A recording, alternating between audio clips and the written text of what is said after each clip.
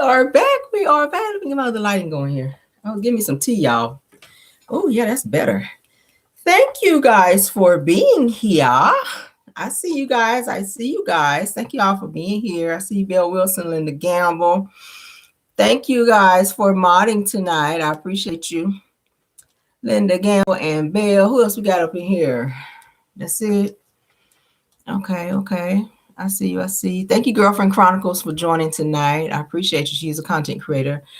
Check out her channel if you have not. Go on over and subscribe. Let's support, guys, okay?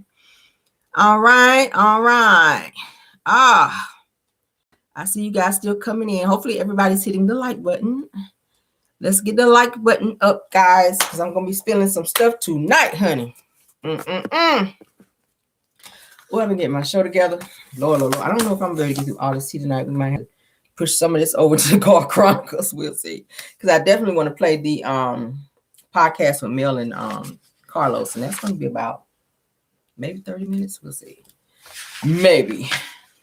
But yeah, let's get started, okay? So let's get started because we got so much to talk about, child. Yes, everything said in the video is alleged and in my opinion, all right? I have a little small edit that I got to do. Okay, from my actual show this morning. All right. I had to go back and look at my tea that I was spilling this morning. And I'm not above correcting myself when I misspeak something.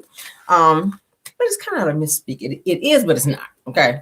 All right. So we'll get to it in a second. First and foremost, all right, as you guys already know, I was in Chit Chat QT's live. Shout out to her earlier, and it came across my phone where Dexter King, which is the son of Coretta Scott King and Martin Luther King, y'all know he passed away today. Okay, he died of prostate cancer. He was 62 years old. Okay, so for those of you that don't know, that is that. All right, yeah, he passed away today. Golly, and when I tell you he looked just like Martin Luther King, I was just like, damn, those genes are strong, y'all. Oh my God, they are strong. So shout out to him. Rest in peace to him. That is so sad. Wow. When I tell you, he could have played his dad in like a movie or something, man. He looked just like Martin Luther King. Those genes are like super strong. But give me a second. I'm going to read to you guys. I'm trying to get this screenshot. People started sending me tea. Oh, it's like I can't sleep. My phone be going off with like tea. And I appreciate you guys. My caramelians and followers for sending me all types of tea, honey, because y'all keep me up on what is going on. And I thoroughly appreciate it. And I got some tea today, and I can't even speak on it yet. I got to wait a little bit, and it is juicy, and I cannot wait to give it to you guys. When I heard it today, I was like, oh, my God. My caramels going to hear that. All right, so, okay. So let's get into what they're saying about Dexter Scott, okay? Like I just said, Dexter Scott, which is the son of Martin Luther King and Coretta Scott King. He's the youngest son. As a matter of fact, he lost his battle with prostate cancer. Okay. They're saying that according to APN News, that the King Center announced that Dexter passed away on Monday, which is today, at his home in California following his battle with, like I said, prostate cancer. They're saying that WSPTV reports that Dexter's wife, Leah Weber King, said that he transitioned peacefully in his sleep at home with me in Malibu, California. Okay. Says that he gave it everything and battled this terrible disease until the very end. She also goes on to say that as with all the challenges in his life, that he faced this hurdle with bravery and might. So everyone says that they're sending condolences to him, okay, and for the family. Yeah. I didn't realize he was that old, but then again, y'all know Martin Luther King and them, they were a little old too, but that is the recent picture that they had of him. That's him. That's Dexter King. Okay. So yeah, rest in peace to him. That's so sad. I know Bernice King and his other siblings, they're going to be feeling really sad about him. Okay. That's the picture that I saw when it came across. Doesn't he look like Martin Luther King right here? It's kind of like a mixture of Coretta Scott King and Martin. He looks just like his dad, y'all. Look at that. Oh my God. He looks just like his dad. Those jeans. Nice looking guy. 62 years old. So Shout out to you, sir. Rest in peace to you, sir, and his family. Okay. All right, let's move on, baby. Let's move on. All right. Thank y'all for being here. I see y'all still coming in. We got up to 318. Let's get the lights up, though, guys. We're at 318 watching, and we got 170 likes. Let's get the likes up a little bit because I don't really want to be spilling all my tea and y'all just sitting on me like that. Like, that ain't right. That ain't right. And all this tea I'm about to be telling y'all tonight, I need y'all to hit that like, baby, because I've been working hard for the money. All right. Let's get the likes up. I don't mind y'all guys being here. If you want to stay in the bushes, that's fine. But just please, hey, let's hit the like button, okay? Let's let the likes match the head count because everybody that's in my live right now, you guys are on subscriber mode. So everybody's in here are subscribers. All of my subscribers should have already hit the like, okay?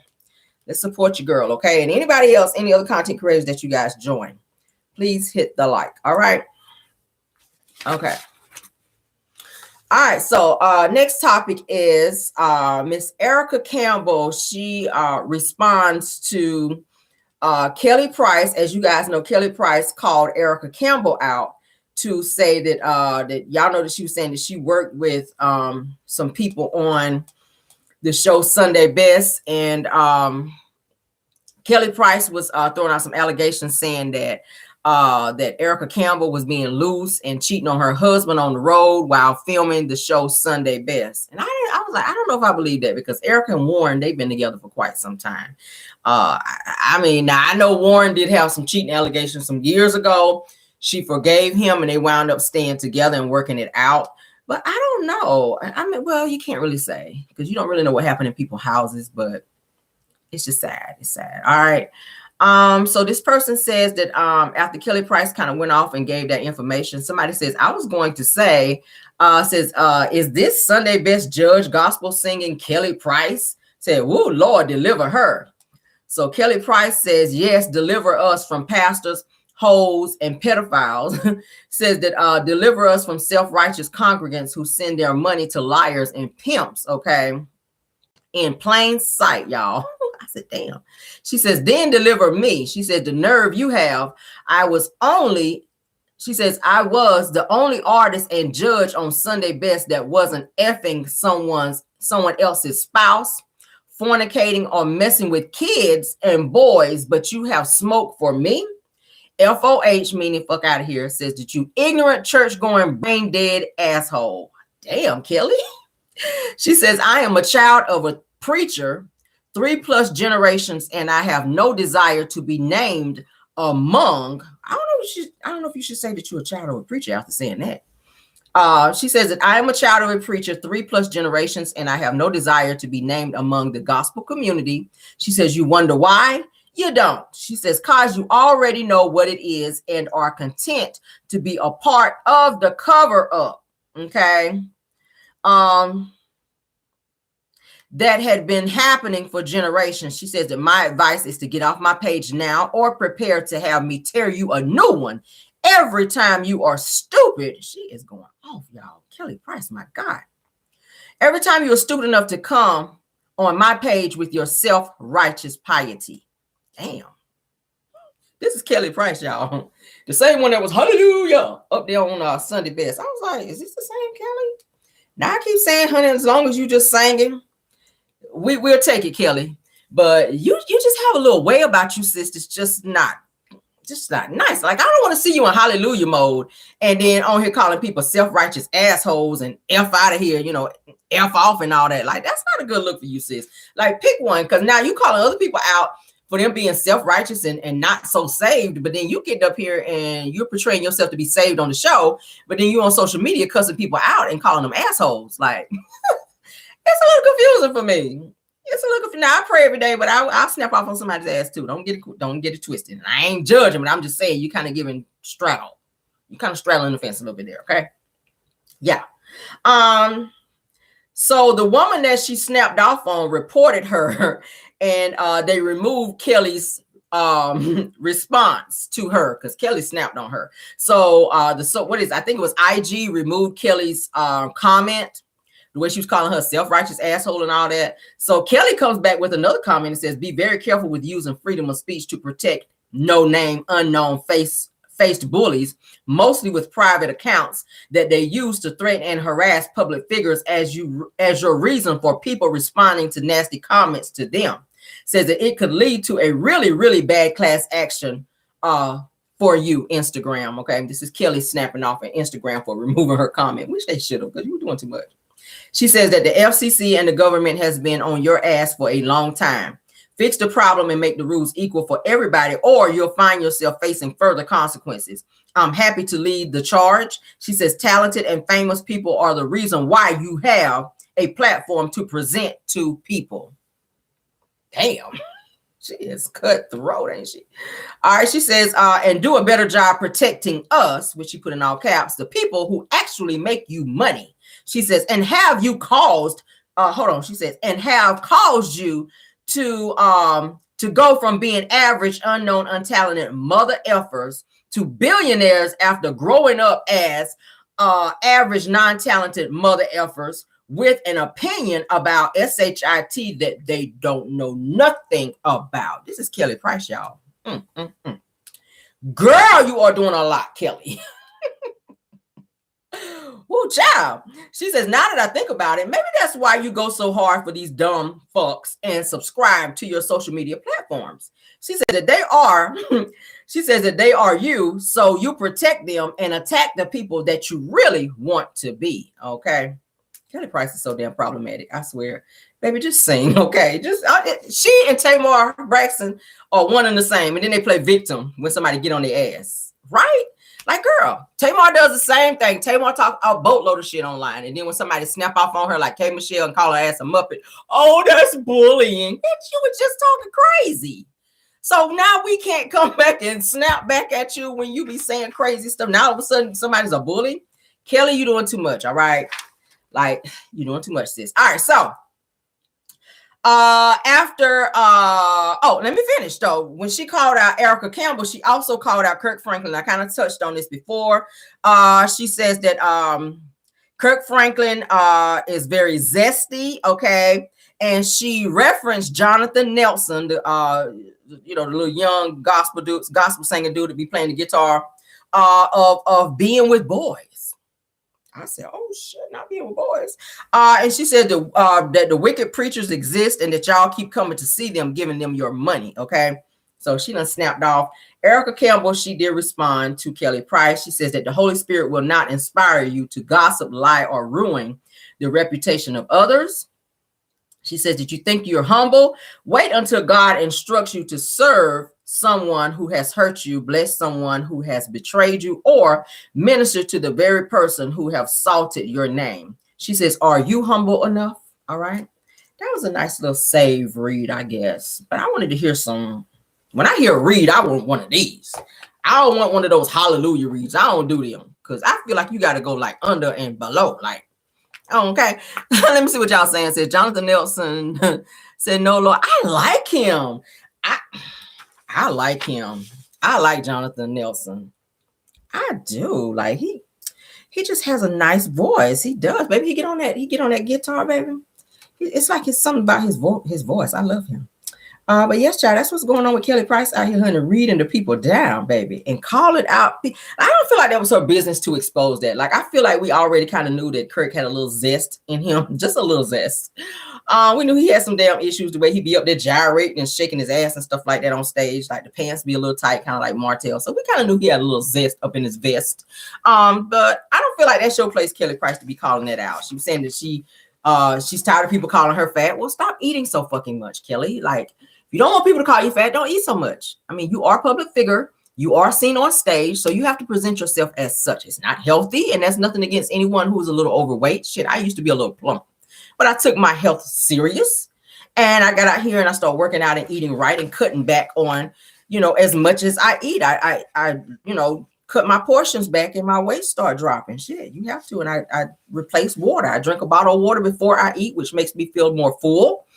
And then I indulge, but I don't, even if I go out, I eat I take like half of my food, put it in to go.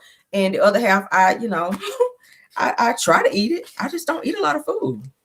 I just don't.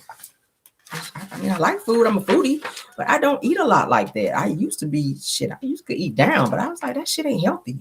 I want to be fine. Hell, I want to be fine. So, yes, Kelly, nothing against you, girl. I love you. I love your voice, Kelly. Okay, I do. Just sing, girl. All right, let's move on. Let's move on, child. She about to have me going there. Oh, yeah, we're gonna save you till tomorrow, honey. Because Destiny, honey, is still out here doing interviews on the Berry. I think I'm gonna save them till tomorrow. All right, so let's get into some first lady news, honey. I don't know if I can call this person a first lady because she is not showing her first ladyship, and I know that's not a word. Shaunie O'Neal, honey. Shaunie O'Neal, honey, is out here getting exposed for allowancing out the WAP. Okay, let's talk about that thing, baby. Because when I saw her, I was like, oh, okay. And the person that she was sharing the WAP with, honey, did a whole interview and done told all the business. Now, Shaunie is out here giving out money for a good old back crack. Anybody doing that? Yeah, the pastor's wife, Shaunie O'Neal, they used to be married to Shaq. Yeah, so homeboy says that Shaunie is a whole sugar mama and that she gave him $50K to sleep with him 2 weeks before she got married to Pastor Keon. I can't even lie about it, Lord. I can't even lie about it. Did y'all hear what I just said? Shaunie O'Neal is out here being a sugar mama, honey, to the thugs in these streets because he's a whole thug. He's a rapper. Says that she called him up and that she gave him $50K. First, she wanted to give him $10,000 because she told him, and this is according to him, and I'm going to play it for you guys because he just did an interview at a podcast and he blasted Shaunie. Okay. Shaunie, because I remember on her reality show when she was supposed to be getting married to Pastor Keon, and she was talking about how they were having abstinence. They were abstaining from having sex before they got married. I was like, well, bullshit.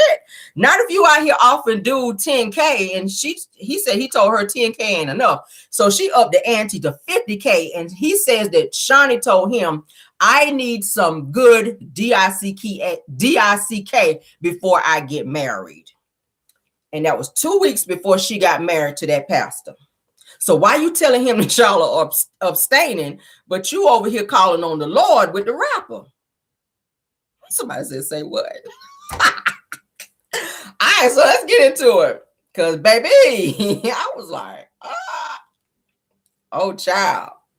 Shaunie O'Neal told me. I don't believe that. Nigga, Shaunie O'Neal told me. Hold on. You was Shaunie O'Neal told me. I don't believe that. Nigga, Shaunie O'Neal told me the same thing. But Shaunie told Kenny, when she brought me my watch. you was fucking Shaunie? oh my God. Shaunie O'Neal. Oh my You know the crazy part, right? Hold on, nigga. Hold on, Look. So look. That's a wild card, Listen, bro. Jesus. She brought me an AP, right? Wait, who brought you an AP? Shaunie, right? No, what? Shaq's bank account. Look, Shaq got mad at me because I'm fucking or whatever like that. But that's that's a. What the fuck am I here? So when I proposed to her, right? Wait, Shaq go off on her. Shaquille O'Neal? Yeah. Wait, stop. You proposed to Shaunie? No, me.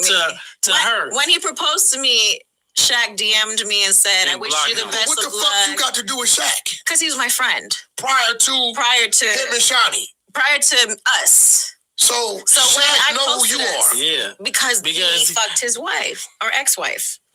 No, because she was spending money on me, right? So she got me a Richard Millie. Richard Millie. You can't. Come on. No, he's not. Dead homie. He's not. What happened to it? I got. It's not today. Oh, he gets shot too many times. He don't wear jewelry no more. Yeah, so it's like at the end of the day, I was fucking. I mean, she was like a sugar mama to me on crib. So at the end you of can't. the day, Men do the same thing women do. I tell you right now. One second. Men Let do me the ask you same a question. Was you going to the house? I was going everywhere. Well, what city was the house in? Listen. She'll be mad to the motherfucker when she see this, but at the end of the day is Shaunie O'Neal. She know what's up. I fucked her like 2 weeks before she got married to the pastor.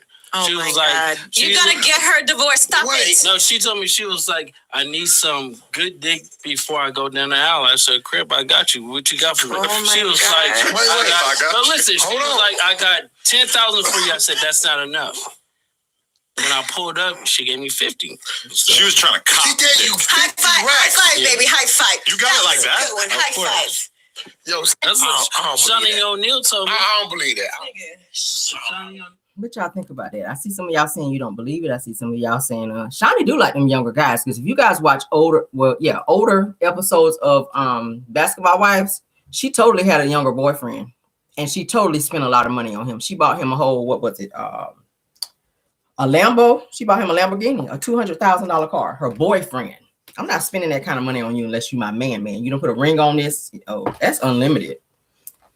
Yeah, she likes younger guys. That guy was like, the guy she was dating was like 10 years younger than her.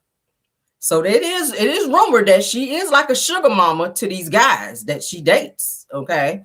So, and she's a sugar mama to Pastor Keon, because clearly Shaunie is the one with the money. Okay. She gives him expensive gifts, and she should. That's her husband now. But what I'm saying is she likes younger guys. And this guy here was saying that Shaunie hit him up and was saying, hey, I want some good DICK before I get married. And, and he said 2 weeks before that he smashed, and that Shaunie gave him a nice little bag for hooking up. But she was supposed to be, abstaining, because that was the agreement. And like I said, I remember when they had their reality show leading up to their wedding, where they were talking about they were abstaining before getting married. They weren't having any relations with him. But he's saying he smashed her. I don't know why he would risk getting sued, because I'm pretty sure if it's a lie, she's going to come for him, and she's going to sue the fuck out of him. He got money. I mean, obviously he's a rapper. He got a little bag on him, but she's going to probably sue him if it's a lie. We ain't heard nothing about it. This news has been out now all day. This came out today. So I'm going to give it a couple days and see if she responds, if she comes back out and say, you a mother effing lie, because she ain't all the way saved yet. Y'all know Shaunie ain't all the way saved. Now, somebody put something like that out about you, you probably gonna throw a few F-bombs up in there, okay? So if she don't come back and be like, look, I'm suing you for defamation of character or something like that, then I don't know. If you don't say nothing, then I'm gonna have to believe it. That's just how it is. That's how I go. If you don't say nothing, I'm not somebody. I see you put in that tire. I'm that way. I'm not paying for no D. Yeah, I'm not gonna do that. I wouldn't have even offered you 10K. Like, who are you? Like, that is prostitution with a P, kind of sort of. If you paying for sex, that's prostitution with a P, is it not? I mean, from where I came from, that's the definition of being an prostitute out here. And I ain't trying to call her that, but I'm trying to tell you that if you're out here paying for the schlong or for the dangalang, okay, then that's what it is, girl. You should have went on out here and got you one of them things that you put the batteries in and crank that bad boy up and go on in there and shut the door and tell Pastor Keon, now you stand there and read the word. And I'm going to go ahead and call the Lord. That's what you should have told him.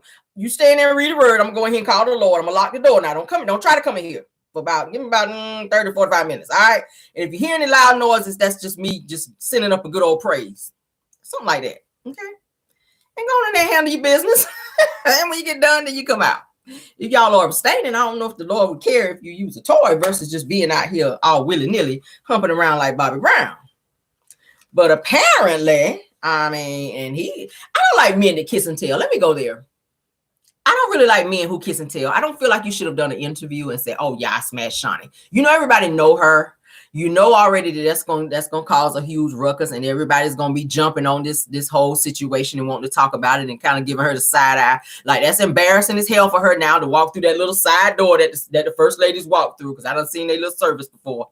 To go sit up on that front row. Now the congregation gonna be looking at her like, yeah, you might want to sit back there now, because you out here busting it wide open and you not giving first lady vibes no more. Okay. Yeah. I don't know, y'all. I'm gonna give it a few days or so and see what it's giving and see if Shaunie responds to these allegations.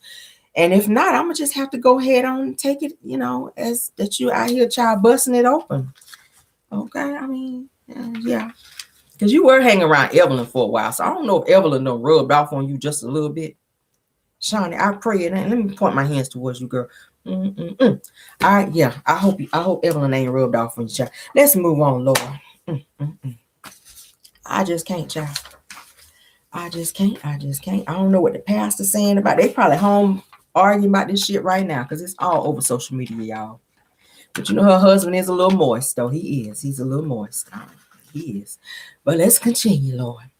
All right. So Letitia Scott is, honey, seen out hanging with the ops, honey. She's out seen with old Peggy Haggard out here.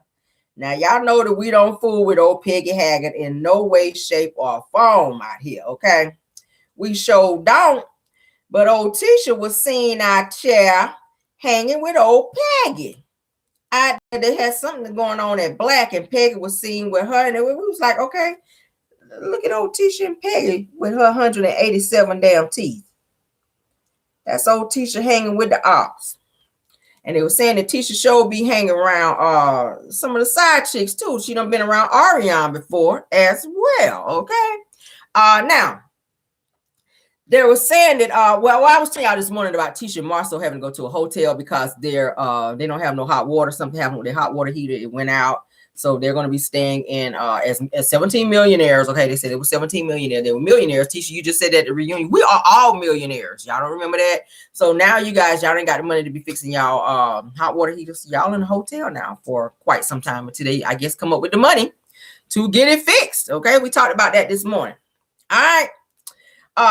And some more news. Now, because I'm going to skip around just a little bit because I got a lot to talk about. Put that there because we're going to bounce back to that. All right, so now, I was telling you guys this morning about this Shan girl, the girl named Shan. Now, Shan is actually Marceau's, let me clear it up, okay, because I said this morning, Maurice, it's actually Marceau's side chick, okay, but Maurice has also been seen out and about in these Huntsville streets, well, in them Huntsville streets, because I don't live there, but in the Huntsville streets as well, out doing some shit he shouldn't have been doing as well. So Shan is actually Marceau's side chick, which is Arionne's best friend. Let me go ahead and show you guys a picture of Shan. He has a type because the girl that he, Alonda, y'all remember Alonda, that was said to be messing around with? Alonda, y'all remember Alonda? Alonda is a light-skinned girl. Marceau likes the light-skinned chicks, okay? That's Shan. Y'all know that's Arionne with the little see-through bodysuit on. That's when she went to little Scrappy's divorce party, okay? So she got on her little see-through little onesie, little outfit, honey, from her little boutique, that little cheap-ass thing. That is Shan standing on the other side, the girl that is alleged to be messing with Marceau, okay? She is Arionne's best friend. Martell's, what's the girl that be writing up all his shit to be lies? She was there as well, okay? So Arionne hangs out with Martell's publicist, and that is Shan, which is said to be the side chick who's been telling Arionne all of her business that she's been doing with Marceau. And she's been talking about she does not use protection when she is with him. And they talked about the fact, I told y'all this morning, they talked about the fact that he and Maurice went to go get those vasectomies because they are out here sleeping with women unprotected. And of course, you know, they can't get anybody pregnant. That's why Marceau was telling Tisha this past episode, like, yeah, I don't know why you out here taking no pregnancy tests, because the whole reason that I went and got one was because I want to be out here in these damn streets. So he didn't tell her that, but that's why. All right. And y'all already know that it was alleged that he was messing with Tisha's makeup artist by the name of Jasmine. I did a live about it. I showed you guys a picture of Jasmine because she most recently, I want to say about July, August of last year, got arrested for being under the influence, and they found some stuff in her car. Okay, so she got arrested. She looked high in the mugshot as well, but she is Tisha's makeup artist, and she's still Tisha's makeup artist even after the allegations of messing with Marceau at Black, because there is indeed a boom boom room, and one of my subscribers actually verified that this past weekend when they went to Black. Okay, yeah, they saw it when they went to Black to go to the little millimeters thing down there with Mel for the podcast with Carlos King and Mel. They went by Black and they saw Wanda and a few other people. And yeah, there is indeed a boom boom room in Black. Go figure. See, we thought that it was all lies and bullshit, because a few people try to say, oh, that's lies. There's no boom boom room in there. It is. Okay. So if there's a boom boom room in there, I'm willing to believe also that there were some sex parties that were going on at credit one. We've already talked about it. I've done a live about it. Maurice tried to say somebody's ass is going to get sued, keep effing around. Well, and I said it before, I don't know a professional office that fix people credit. They have all these neon lights in a club looking atmosphere because it was alleged that women be in there. Maurice, you've already admitted on the show that you be having fivesomes. So I'm willing to believe that those said things do happen in your establishment. Allegedly. Okay.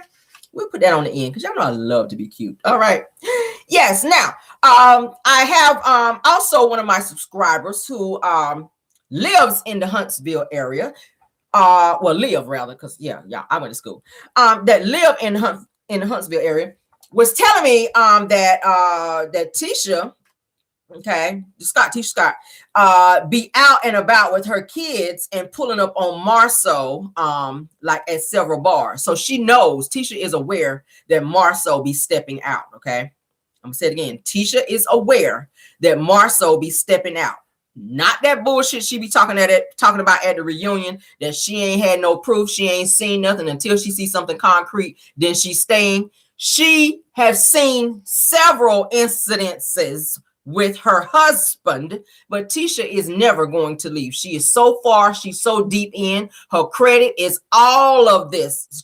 Her credit is in all of the mess with him. He is running their businesses in the ground because Marceau does not follow through. Now, this said person also told me, okay, and they know about these things. There's a hotel that Martell have been seen coming in and out of with several women. And they're saying that Martell and Arionne is not in a real relationship. It is only sexual. That Martell is seeing several women because he's been taking these women in and out. He's been seen coming in and out of this hotel with numerous women. All right. I need the like button to go up because I'm getting ready to spill. Okay.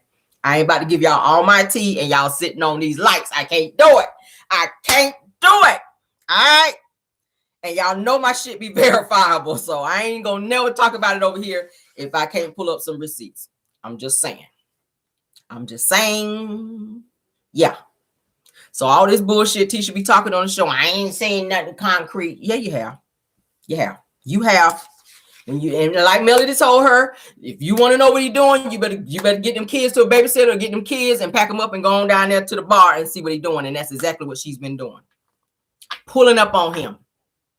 I played a call for you guys before on my live where Tisha was crying on the phone after she called Marceau and was asking him, and it was like 2-3 o'clock in the morning, asking him when was he coming home. He was hella irritated from her calling him and asking her, Tisha, what do you want? That's how he was talking to her. Like she was just bothering him so much. 2-3 o'clock in the morning, your ass should be home with your family. But the simple fact that she had to call him and he acted like he was trying to rush her off the phone. You can hear music in the background. So you could tell he was at some club or bar. But now it's like she's pulling up on him and kind of interrupting the things that he is doing. And he don't like that shit. Okay.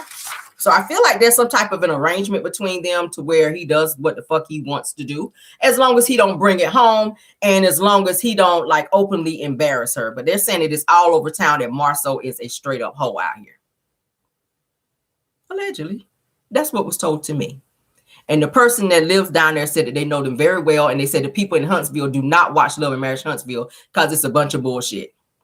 They said they do not watch Love and Marriage Huntsville because the people that they see on the show is not the same shit that they actually know about them. They know Marceau very well. They know Martell very well. And they've seen Maurice out in these streets as well. So this shit that they portraying on the show is lies.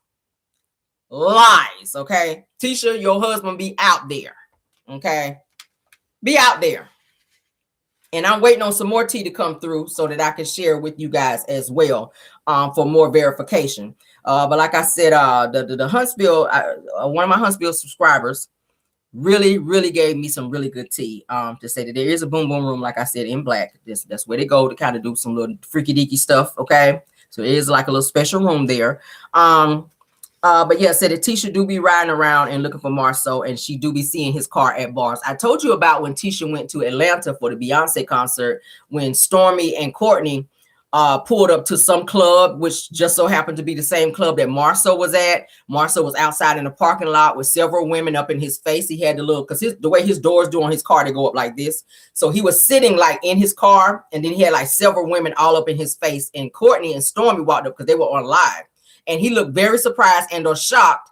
And he kind of gave this girl like a look, and she kind of backed away. So I don't know if he know her arrangement or what was going on there, but he looked very uncomfortable. And Stormy kind of looked at him like, nigga, you called. So whoever the girls were, he kind of shooed them away, and he kind of talked to Stormy and Courtney for a little bit, and then he just kind of stayed outside. So this is the type of stuff that's going on outside of the show. So when we hear, oh no, my husband doesn't do that, I don't have this kind of proof. I mean, if he got butt pictures in his phone saying the midday work surprise, like that is just the icing of what they're going through in their relationship. Tisha is not happy in her marriage, but Tisha's mother have told her that you stay in your situation, and if he continues to cheat, put him out for a while, and then when he acts like somebody else, then you let him come back in. And that is what she is taught, because that's what she does. Her husband fuck up a little bit, she put him out, then she let him come back. And that is how she's raising her daughter to be, which is very sad, because you are allowing this person to disrespect you. This is why he didn't want to marry you when y'all went to Vegas. You know, Marceau is there because he has to be there. He don't have no credit. He don't really have any other credentials or anything else. I mean, look how long it took him to finish college. And that was just for administrative, what was it? Administrative something that he went to school for. Some little easy bullshit. Like he went to college like several times. Once he went to school, dropped out. He went to school again and dropped out. He finally got a business administration degree and barely passed that shit. Only to get out of college and go work in a movie theater, popping fucking popcorn, being a popcornologist, and then he worked at Target. So it wasn't until he and Tisha got married that they were able to use Tisha's credentials, Tisha's credit, and all that to start these businesses up. Only after Melody and Martell sold them Shoat, because we all know that Shoat is, you know, made up from Scott Realty and Holt and Holt. Okay, so that's a business that they kind of put together, and Melody and Martell, Melody sold it off to them so that they would have a business. And Melody already said she taught them about property preservation. So they had no businesses. And this was right before they got on the show. So that was really, Melody was helping them with a storyline.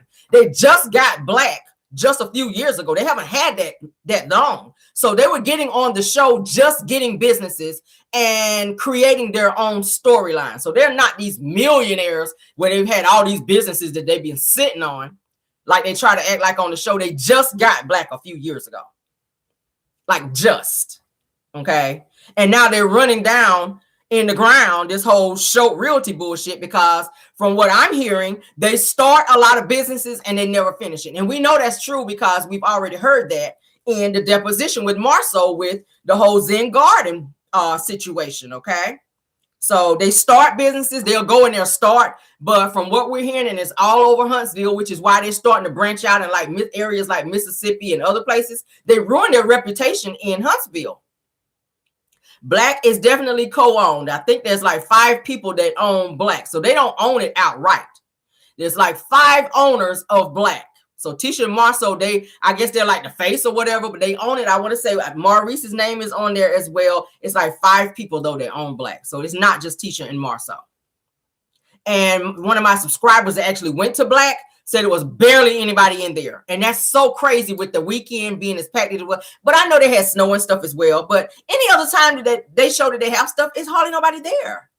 It was barely 7 or 8 people in there. On the weekend of the podcast with this past weekend, when Melody and them had the podcast thing with Carlos King, a lot of people were there from out of town, but not many people were there, which was sad. I mean, Wanda was there and a few other people, but it wasn't really nobody up in there. So I don't think they're really making a lot of money. I don't know how they're keeping the doors open there. But and I was telling you guys this morning too that Martell is running around all over town borrowing money from any and everybody that would loan it to him, and he's not paying it back. And people are starting to talk about Martell borrowing money and not paying it. So that's another thing. Martell is looking crazy in these streets. He is really struggling since Melody left him. Okay, he's borrowing from hand to mouth trying to survive. Arionne won't get a job, so he is forced to be taking care of everything and everybody. But my thing is, you got money to be going to hotels. Hotels can be expensive. Because the girl that works at the hotel was saying that Martell is in and out of there all the time with different women. All the time with different women. So he's not just seeing one person. He ain't just messing around with coleslaw. I don't know if you know this coleslaw, but Martell ain't just sleeping around with coleslaw. It's said that he's in and out of the hotel with several women. Okay. Now I remember Martell was in the elevator. Y'all remember? Because that's when Mel was saying that one of the kids saw him when he was with Arionne at one time, going upstairs to go be doing some mess. But this girl says he's always in that hotel with several different women. It's always a different woman when he comes there. So we know what he's doing. And just like you were trying to lie at the reunion to say that the woman that came to your room to give you a massage, we already know what it is, Martell. Martell's a whole 304 out here. He was a 304 when he was married to Mel, because she's already said he was messing with numerous women when they were married, okay? But yes, it is alleged that Marceau is seeing Shan, which is Arionne's best friend, okay? And he's been messing with Shan for some years, all right? So yeah, there you have it. And I just showed you guys a picture of Shan. She's a pretty girl. He has a type. Like I said, he do like light-skinned girls. He likes light-skinned girls. Okay. Alonda was light-skinned as well. And if you guys saw the live with Alonda, when she jumped on there to try to say, no, we're not together, we're not doing anything, they were actually having little side conversations. And he kind of told her at the end, like, call me. Y'all remember, for those of you that saw that live with Marceau, with the girl on there, with Tisha sitting on there looking back like this, because y'all know she always look at him when she talked. Like, did I say it right, Marceau? Like, they rehearsed it. You could tell that whole live was rehearsed. But I feel like something may have happened with Alonda. She didn't want to be on the show because she didn't want her business out there. Okay, so she declined to be on the show. I think they were saying Melody or somebody was trying to get her to come on the show, but she was like, no, she's supposed to be, I think, Martell's cousin. From what they were saying, that's the girl that used to do Melody's hair in the beginning seasons of Love and Marriage Huntsville, if you guys remember. Okay, but let's continue. All right, so Chris Stokes, let's talk about him. I hinted on that with him. Chris Stokes, honey, is shaking in his boots. You guys know him as the manager for B2K, the R&B group B2K. He is in the news, as you guys know, for SN several members of B2K, including Marcus Houston. Now, Marcus Houston was said to have essayed Raz B, which is why Raz B been out here acting crazy. I just hinted on that the other day. We talked about it. And Chris Stokes' wife has come out to say that, yes, all the allegations that came out about him essaying different members of B2K, it is true. She says she can co-sign it. She has receipts and everything.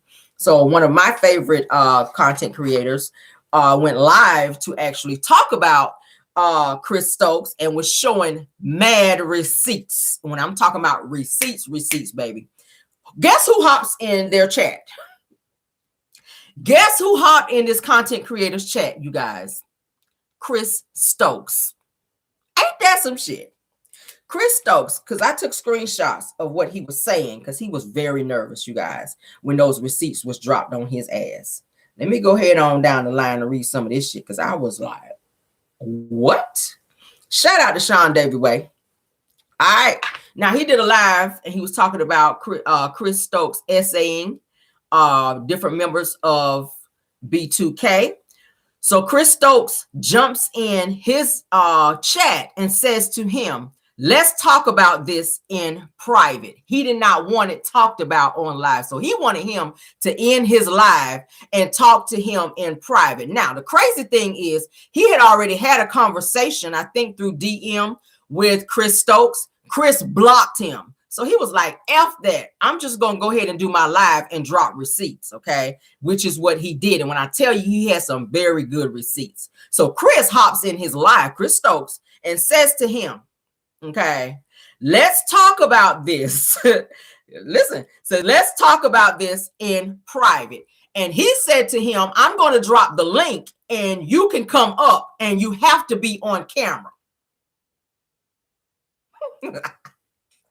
I said, well, hot damn. He would not come up. He kept dropping the link, kept dropping the link, kept dropping the link. He would not come up. Okay. Next message. So he steady dropping more receipts, steady dropping more receipts. So Chris Stokes then come back and says, I don't do this stuff no more. That is the past. You're admitting, sir, to violating someone, because that's what he was talking about. He was talking about Raz B being violated and the fact that Chris Stokes first violated Marcus Houston, at which then Marcus Houston started, it was like a trickle-down effect, because the guy that actually passed away was saying that he was essayed by Marcus Houston, at which he was telling Raz B, okay? And then Raz B was like, hold up. Was it on such and such bed? And he described the bed and the room and what was on the dresser to the T. Dude was like, how the fuck do you know about this bed? And how do you know about this? He said, dude, I've been trying to tell you, it happened to me too. He says, how is that when you're way younger than me? And when he said that, I was like, oh my God, because you guys know when B2K first came out, they were very young. So they were groomed. They were also working with Diddy, okay? And they were also working with R. Kelly, and we already know what they be on. So you just sat here in a live where everybody, of course, was screenshotting these messages. He said, Chris Stokes said, let me pull this shit up. Chris Stokes says, because I screenshotted this shit. Let me see, can I turn this way? Hold on. I'm about to show y'all.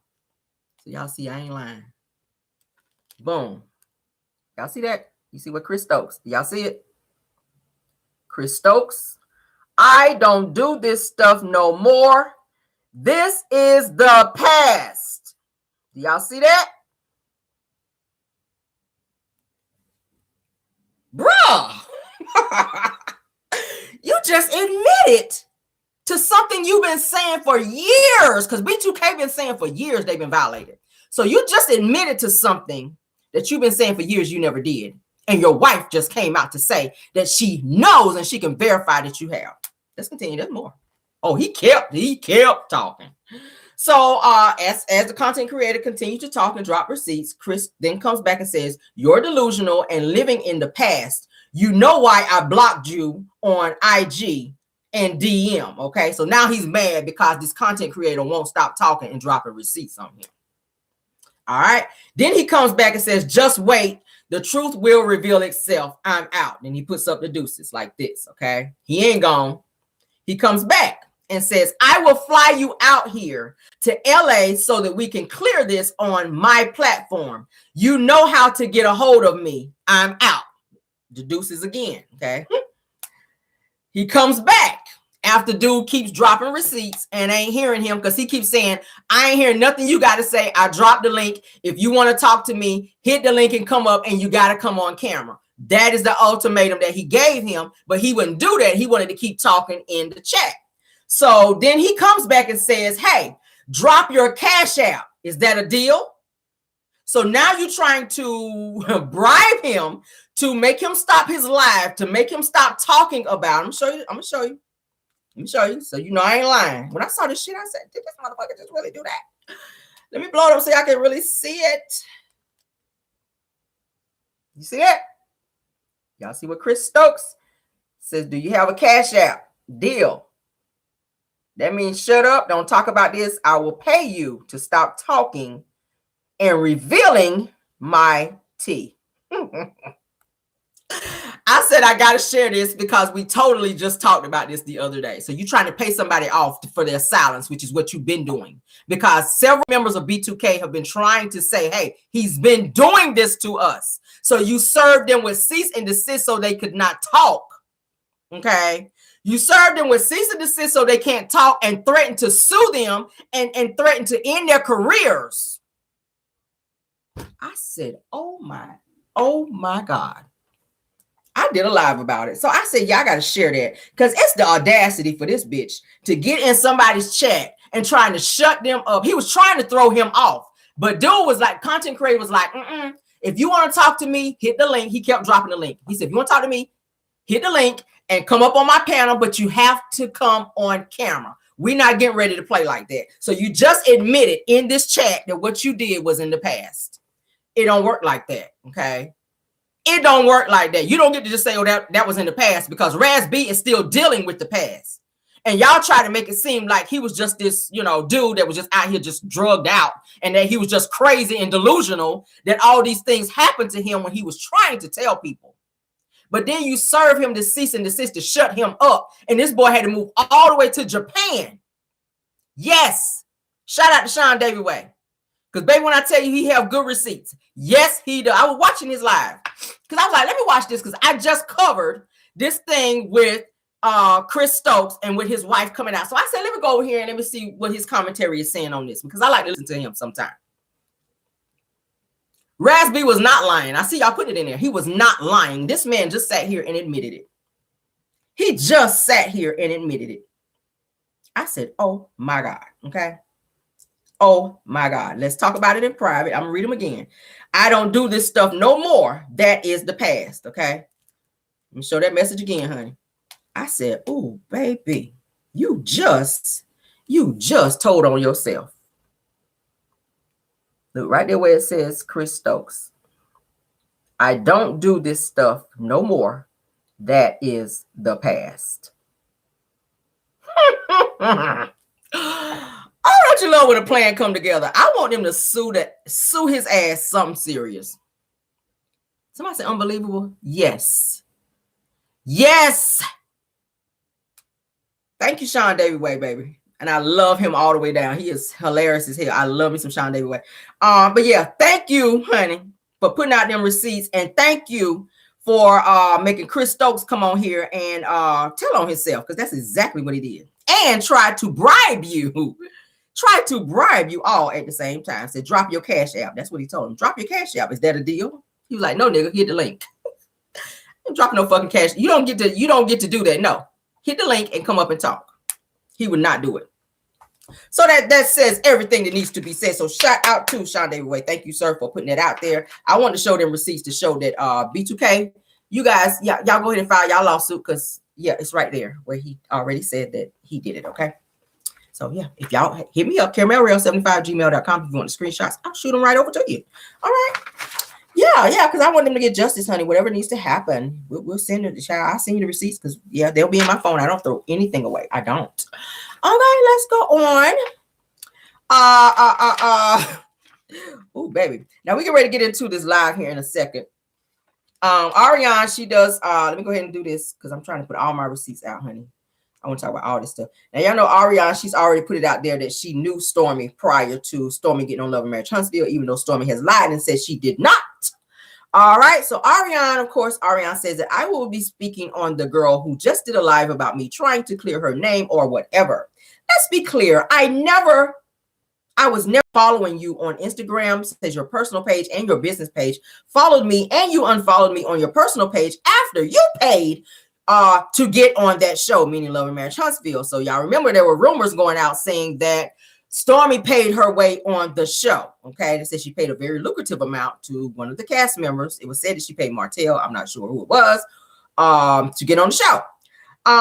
It says that the show that you was talking shit about and your so-called friend, LOL. Arionne then goes on to say that I've been minding my business and wasn't even gonna say nothing because I really could care less about fake ass people paying their way on the show. Okay, so of course Arionne used to work in the same shop as Stormy. So for Stormy to say I didn't even know her prior to that, I saw her a few times when she came to the warehouse where Courtney used to work or whatever, or our warehouse, and she used to just sit in the car. I would speak to her every now and then. She made it seem like she would see her just sitting in the car and she would be like, oh, hey, how you doing? And that was it. Like they had no other conversations, but you knew her, Stormy. And you used that opportunity. You talked to Arionne. You had conversations with her, which is how you got to know Melody, which is how you got your way onto Love and Marriage Huntsville. Okay. It said that she paid her way to get on the show. I don't know who it is that she paid, but it was said that she paid a nice little bag to get on the show. All right. For somebody to speak up for her to get on the show. And she's been trying to be on TV for quite some time. If you guys look at some older episodes of the show, Bring It, Stormy is seen in the background in some of the episodes. She tried to be on Bell Collective. They told her no because she lived too far for her to film. So she moved to Huntsville, which then she had her eyes set on being on Love and Marriage Huntsville. And she knew the only way that she could get on Love and Marriage Huntsville is to get close to Melody. So who did she befriend? Because she already knew all she needed to know about Melody through Arionne. Y'all gonna stop playing with me. Because we do our homework over here. Yeah, we do. Okay? We We do. Yeah. She was seen on the show Bring It. If you go back and look at older episodes, okay, over there with Diana now. Well, her rude ass. She's rude. I've actually seen her in person. She's very rude. All right. She's very rude. But anywho, I like the show, but Diana, you're rude. If you're watching my show, you are very rude. All right. And I don't even want to put you on blast. I'm just gonna say you're rude. I ain't even gonna tell what the situation was, but you're rude. All right. Anywho, but yeah. So Stormy's been trying to be on TV for quite some time. So it's no coinky dink that you got your way in to pretend to be Mel's friend, only to then turn your back on her and plot and plan to be exactly where you are right now, to have your mother coming on the show, coming for her. I don't think Stormy is a real friend to Mel. I think you use that opportunity to get your foot in the door because she's been trying to be on TV for quite some time. She's been doing rap videos. That went nowhere. She's been trying to do little infomercials. That went nowhere. So now, since she told Mel, oh, Mel, you can use my house for whatever your little situation is, okay? Mel had some type of event or whatever, and Stormy allowed her to use her house. So now all of a sudden it's like, you know, I let you use my house and maybe you owe me a favor. You know how it is. I let you use my house. So maybe now you owe me a favor. Like, and let's be friends. Let's hang out a little bit. Let's warm up and be friends or whatever. And next thing you know, here's Stormy on the show. And you knew Arionne. And they were saying it, and Mel said in an interview, okay, that had she known, because I want to say she did the interview with what's my girl, and I like her, Bondi Blue. She did an interview with Bondi Blue, and she told Bondi Blue, had she known that Stormy knew Arionne prior to her coming on the show, she would not have fooled with her, because she don't run in those circles. She don't fool with anybody who is connected to Arionne. Stormy knew that. Stormy said nothing about and or mentioned that she knew Arionne, that she talked to Arionne, that she had any type of relationship with Arionne. She only let that come out when she got on the show. Once she signed the contract to get on the show, that's when all that came out, that she knew Arionne, had conversations with Arionne. She knew other people who were attached to Arionne as well, okay? And y'all know Mel would not have fooled with Stormy had she known that prior, okay? She wouldn't have done that. All right, so let me go ahead and play this right quick. Then we're going to get into, what time is it? Then we're going to go ahead and get into some real stuff here. I want to get into the podcast. So you guys, for those of you that did not get to go to the podcast, you will get to hear what was going on with that. All right, so I want to play this because this girl here is spitting out some real tea. I want to play this. She is a new content creator. Shout out to her. You guys go over and subscribe to her because, baby, she know a lot over there. This video has actually gotten 13,000 views. Y'all go over there and run it up. Coco Gonna Tell It. That's her name. Coco Gonna Tell It is her name. All right, shout out to her. She is a new content creator, okay? Let's play this because she's spilling some serious tea on Martell and a lot of members of Love and Marriage Huntsville. I'm going to play the audio, okay? Her name is Coco Gonna Tell It, all right? She has 3.08K subscribers, but she know her shit over here. With everything that's going on, do you feel like you want justice or revenge? Do you feel like there's a difference between justice Arionne and revenge? coming up. And I'm being 100% transparent with you all right now. Sometimes I wake up and I want revenge. That's sometimes Arionne. I want justice. Breaking news, y'all. Okay, it dropped in my DMs. Word on the curb is that Arionne Curry's friend Shan, allegedly, but they dropped it in DMs. She was sleeping with Maurice. That is what they're saying. You know the girl she took a picture with for Scrappy's divorce party? Her. I heard Another thing is, y'all, they saying that Martell is going to drop his Tasha K interview today or tomorrow. So, yeah, y'all, it's dropping. And they're saying that him and Arionne have a plan to air out Maurice and Marsu's mistresses. That's what they're saying. And that Arionne and Martell are tired of being the only ones taking the fall for like the infidelity. And Arionne doesn't want to be the only mistress out there. So she wants to shine light on the other women. They're also saying that Martell is having financial issues. He owes some people money in Huntsville. And it looks bad right now because he has a lot on his plate taking care of Arionne, Paris, Knox, his mom, plus his 4 children he has with Melody when they're at his home and he is barely making it. people don't want to do business with him because the show kind of messed up his reputation. And Arionne's antics with saying to the world, he ate my asshole, he licked my butthole, all those things, he tugging, how she said it, tonguing my asshole, yeah. The stuff like that she was saying. So it looks really bad. He can't really build with Arionne because she just doesn't have it in her. That's one thing they're talking about. Another thing is that allegedly they said somebody might be investigating Martell and Arionne because people saying they committing white collar crimes. Oh Lord, I hope y'all. Now Martell, you got too many kids to be going to jail. Y'all hear that? Arionne and Martell are committing white collar crimes. Now, Arionne already said that she and Martell have done some things that they could have already been in prison for. She said that on original Straight No Chasers live, okay, when she went with the phone call. So I know she ain't lying.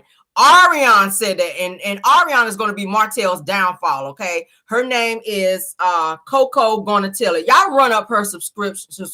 Give her some subscribers over there. She has 3.08K subscribers. Her name is Coco Gonna Tell It, okay? I'm vouching for her because a lot of this shit she's talking about is definitely verifiable because I actually looked some shit up. All right, so let's continue.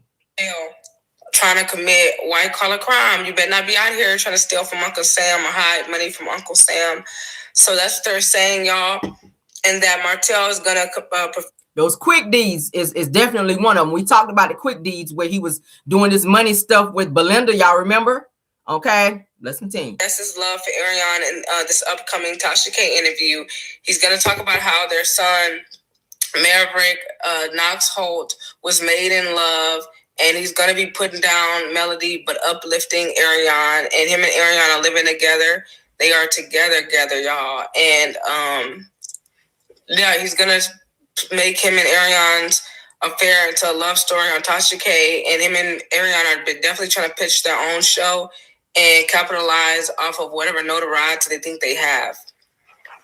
Dropped in my lap, y'all, that Maurice, Marceau, and Martell allegedly were all having sex parties with multiple women. They have their main mistresses.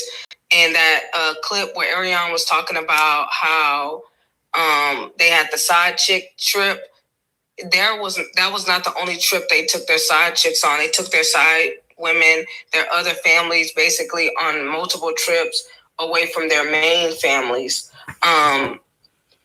It was said that Arionne wants the other mistresses to be aired out because she doesn't want to be the only one. I think I said that already. And then Marceau got a vasectomy because he didn't want to create any outside children because he knew he was cheating on his wife, and that he convinced his brother to have one too. So Maurice followed Marceau in the vasectomy. They tried to get Martell to do it. Martell would not do it. He wanted another son, and he ended up having another one with his mistress. That is what is being said, y'all. It's a lot. They said he gonna bring up everything in the interview, so it's definitely gonna break the internet because they're saying in my DMs that he's gonna air out the Scott men's mistresses, and they're saying that allegedly Arionne's friend Shan was sleeping with Maurice. They're also saying that the Scott men, they so Maurice and Marceau must be sharing her because I was getting receipts saying that Marceau was also sleeping with this Shan person. But let's carry on, honey. The Scott men, including Martell, don't like to use condoms, so that's pretty sad. You know, STDs just running around because you can't just be willy-nilly in any and everybody, right? But that's what they saying that they were doing, and that it was multiple women that all the men slept with, but they have their main women, right? And they still do. Maurice and Marceau, women are quiet, but Martell, Arionne was the loudest. And it is true that Arionne was not the only one Martell was seeing, but she was the main one that was loud and obnoxious and cocky, thinking she could take Martell from Melody. Marceau, Maurice, and Martell kept their mistresses up pretty well. They were kept women. Like I already knew they had dropped in my lap. The Arionne hasn't worked since the day she met Martell at that house party. So that's a little bit of what's going on, y'all. But we finna enjoy Melody for the day. I just want to come and give y'all that quick tea. I do have other videos coming for y'all later on today, so check them out. my series of Beware of Men Like Them. My Coach Carter video. Okay, that's it. She just kind of going over her stuff. So y'all check her out. Coco Gonna Tell It. Go over there and give her some likes and subscribe to her channel, because baby, she be having some good tea over there. All right. So I like her. I'm supporting her as well. Definitely. So y'all check her out. Her name is Coco Gonna, like Gonna Tell It. Okay. Check her out. All right, so let's get into this podcast, honey, so you guys can hear Miss Melody Cherie letting Carlos ass know what the business is, okay? Yes. Let's get past this ad. Oh, child, I'm so happy that Mel was transparent. I'm so happy that, right before we get into it, I am so happy that Melody was so transparent with Carlos, okay? I'm happy. Even though she got emotional and there's still some spots where she's still healing, I get that. But baby, when I tell you, she let Carlos know exactly how she felt and how she felt he was not there for her. So we're going to go ahead and listen to it. Shout out to Brown Skin Girl, because she has one of the better versions that, and I'm just going to play the audio. She don't really have video or whatever. So it's audio. Okay. So we're going to listen, and it's very clear. Love and hate, right? So when I saw that, I said, what the F?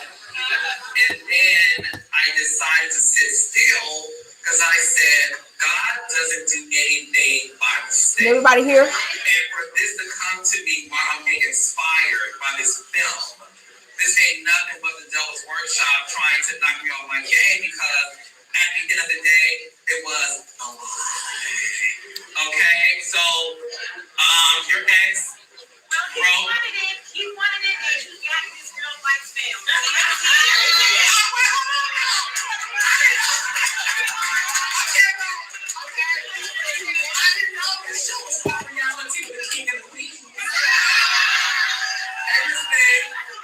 So I want to address it.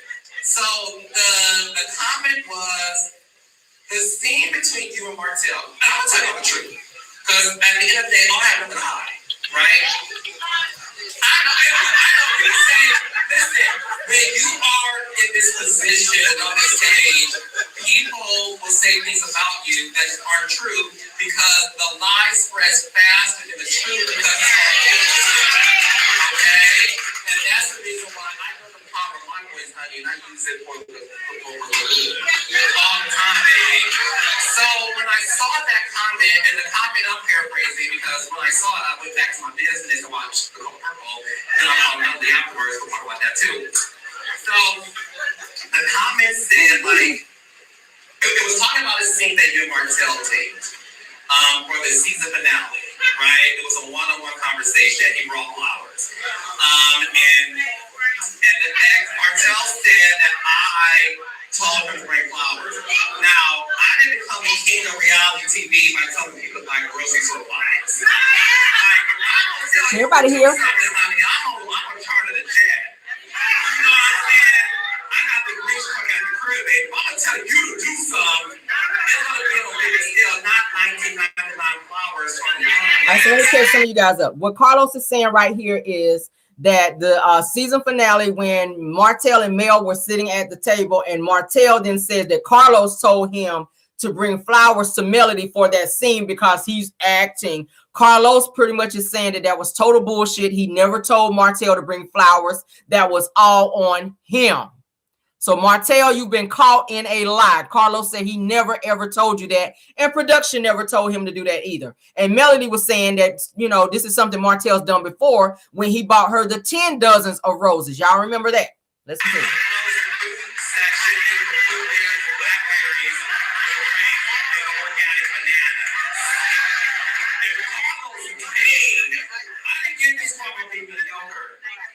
So that's numero uno.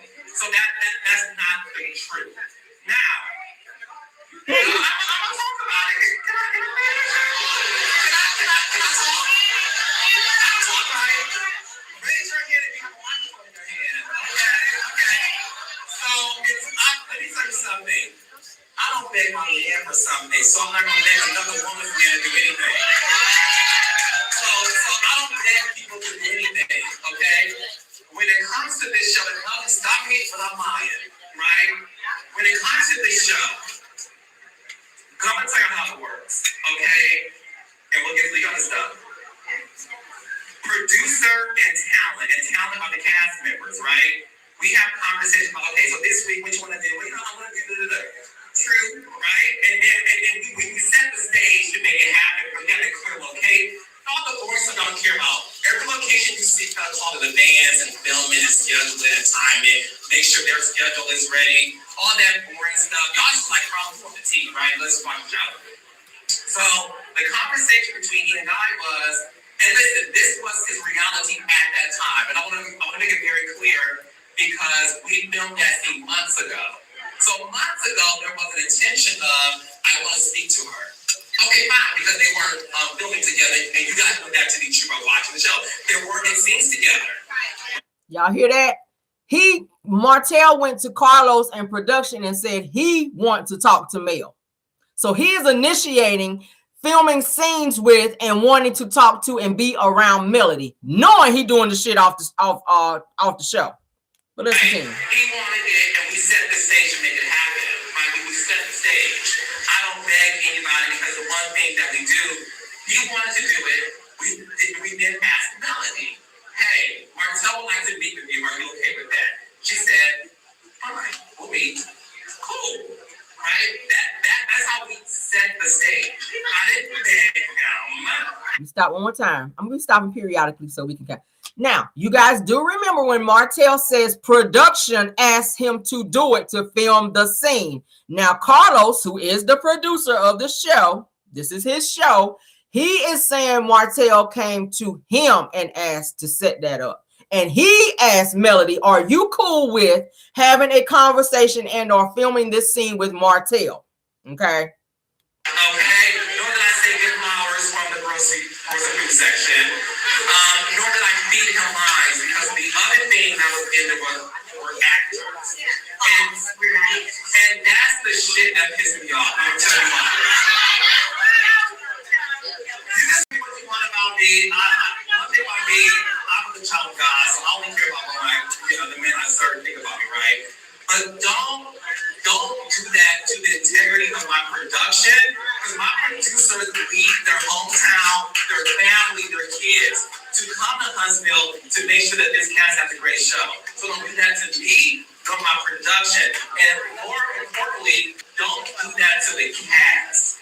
Okay, I'm not Tyler Perry, Shonda Rhimes, David Duday, Will Packer. You know what I mean? I don't have, this is no shade to me, I don't have the mental intelligence to create something out of thin air and say, hey, Melody, so when you go in the group, you're going to say this, you're going to say, I got points to big and I'm points to big. I'm not that bright. When it comes to that, I follow the reality. So that was disgusting to me because it's not true. And I was disappointed because there's history here. Like, the reason why we have a Love and Marriage Huntsville is because they came to me wanting to do a show, and then collectively we talk about what it could be. So there is history there. And I'm going to be very honest, my heart was broken because it's one thing for you to be mad that at that time is how you felt. Don't throw me into the mix. And don't do it to the point where now you're having people question my integrity. Right? Okay, hold on, baby girl. My sweet baby. Okay? So then I just speak to Melody. You know, I'm like, did I miss something? And the thing for me more so was, it just wasn't true. Like, it was true, I'll say, okay, but it just wasn't true. So when you saw that, what went through your mind? Because, again, I said this earlier, you take the show very seriously. And there's no acting on Love and Marriage Huntsville. Now, these other reality shows, y'all.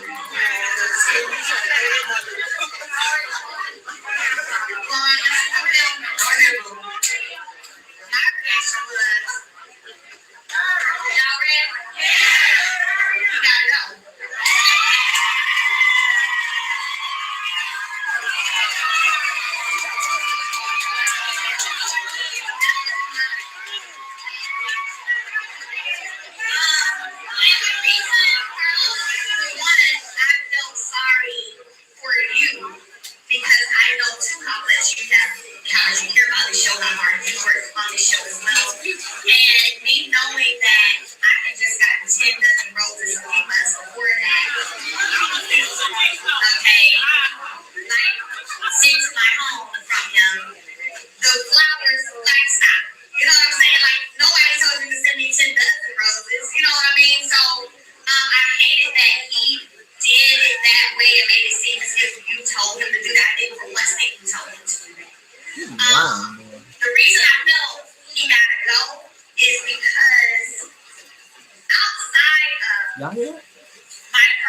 feelings because of the attacks that I received.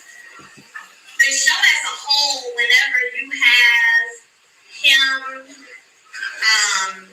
his, I don't know what I should call significant My coleslaw. She said, I don't know what I should call his significant other.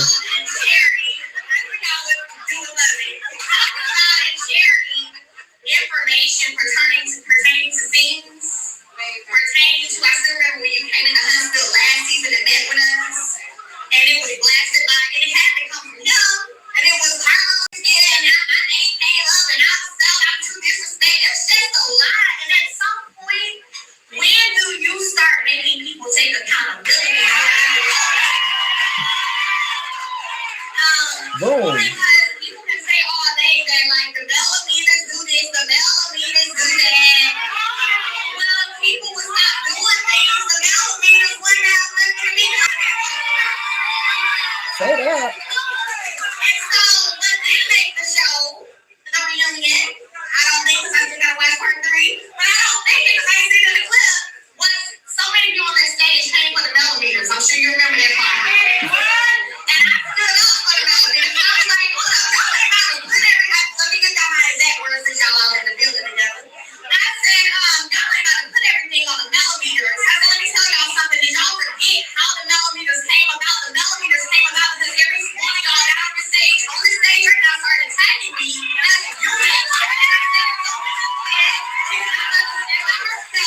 We go back home. We got her back. This. Go on the bug. Like, let's not. You did I say? You did. Almost on top of the conversation. Yes, I did. And one of the cast members, she sat there and said, no, I don't feel like everybody was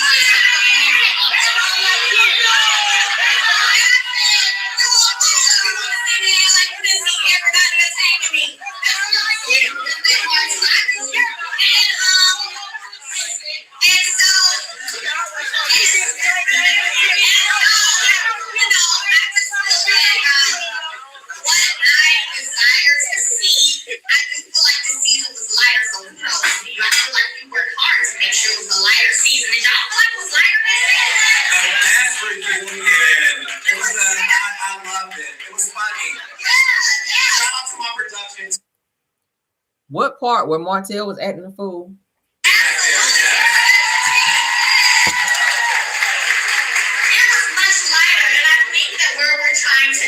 In our conversation, what we envision for the next 10 seasons to come, I'm going to put that out there, is for us to have not only a cast, but also the production piece of it that really wants to see us getting back to business. And then we don't have drama here and there. Y'all know we have to have that reality TV, but I think at the heart of it, we both agree, like, we got to get back to the business. And with that, sometimes comes tough decisions. And I shared with Carlos, I said, Carlos, and you correct me if I'm wrong, I said, you pray. I said, what you do when you pray, you sit back and you wait and let God show you the answer. And I noticed 2 things happened back to back right after that. That's all I'm saying. Wait.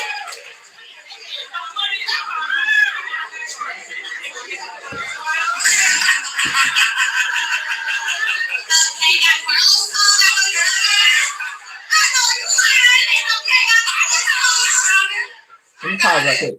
Now, y'all did hear Melody when she said that Martell gotta go.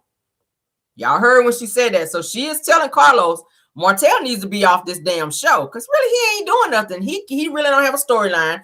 He finds a way to always film with Mel so he can lace his pockets at her expense. So he's still using her even after the divorce because he ain't got shit else to talk about. He don't want to film with the Scotts because they don't really want to fool with him. So now he is going behind the production's back and trying to make it seem like they're asking him to go film with Mel when he is begging to film with her. He's psycho.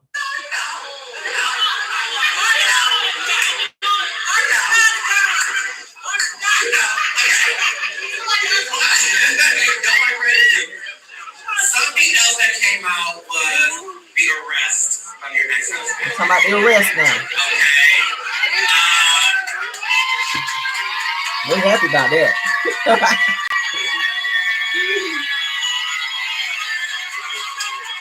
They applauded about Marcel getting arrested.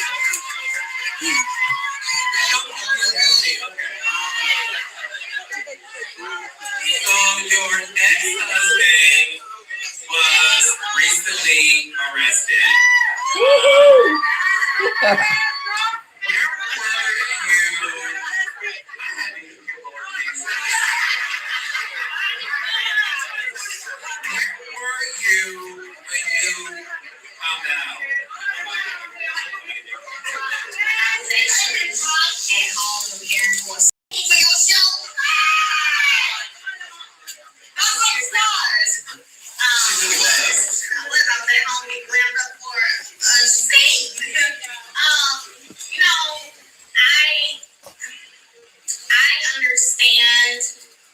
Everyone's feeling of somewhat of like the vindication, right? And just the it's about time.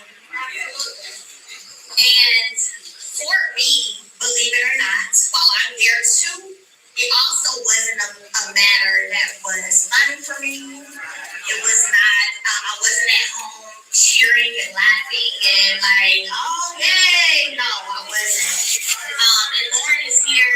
She was at the house with me doing my makeup and she can attest to this. I was actually, for one, I was worried about my children. Because even above, any mama out there knows that's the first thing. It's like, where my kids at though? Like, how are my kids? Where are they? And not to cut you off, she's telling the truth. I called her to check in on her, and she was frazzled. And she said, "Carlos, thank you for calling and checking on me, but I'm worried about my kids. I need to find my kids." Mm-hmm. Absolutely. And so, I will say that, and my brother says this about me too, because he's like, I bet if he had came here and apologized, knowing you and how your party, she probably would have forgave him and never even apologized for it. And he may be a little right. But maybe not. But what I will say is, anytime you have to go through with making such a tough decision that impacts your children as well, that's always tough. That's always tough. But I think there had been just so many transgressions, one after the other, after the other, after the other. And no matter how many times I sat back at times and tried to keep my mouth closed and see, you think about them say nothing but die. They'll leave me alone, just please leave me alone. But I also have a breaking point too, where I'm like, okay, they ain't leaving me the hell alone. And so, I didn't say that. And so, when I made that decision, it was back in August, September of last year, sorry, we're in 2023. I actually flew Lauren in and I said, I gotta go do this and I need somebody to be here with me to make sure I do what I know I need to do. Yes, honey. Your goodness. She was like, all right, I'm on my way. And she flew in and drove me because I had never gone and had to, sign for a warrant, press charges, do any of that. So I didn't even really know where to begin. I was just hitting places. She drove me to those places. Gave, the strength of her, my mom, my team, they knew what I was doing in the moment. And when the magistrate said, when I showed him the evidence, and he was like, do you want a warrant? I said, yes, I do. He said, I'm about to go get your warrant. That was August. Somebody said it should have been for both of them. But let me tell you why that part for that doesn't work for both parties, because it's based on legally wise, it's another piece, but the lawsuit wise, it's another piece. The warrant, the direct piece has to come from that person. So the source, right? And so after that, when I found it and said sign it and it was signed, I'll be honest with y'all, my attorney said to me, hey, listen, you know his address. All we gotta do is get a PI, make the call and tell him when he's home, they go pick him up. Me being me, I said I believe in divine timing. I'm not doing all of that. Now, I've done myself, I'm gonna let God do the other one whenever he says so. So, I sat around all those months, wondering, I know it's out there though, but I mean, they flying and stuff, but I mean, I don't know, but it's out there. And lo and behold, Carlos, after talking to you about prayer and let God show you. That's what I said. He went to jail. And it wasn't me. I didn't make a call. You know, you have a warrant and you go to certain places trying to get certain things that comes up. And that's what happened.